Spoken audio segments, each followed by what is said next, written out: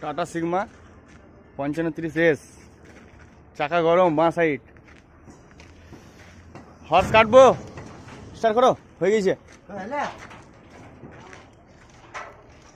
Lock টক টেনে দিয়েছি, lock টেনে দিয়েছি।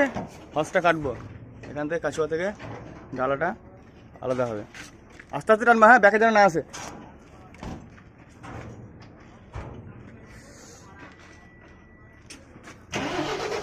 এই আমাদের ম্যান পাওয়ার সিদ্ধেশ্বর বাগদি। কাবলিং খুলে গেল। এই রাজু ভাই আমাদের।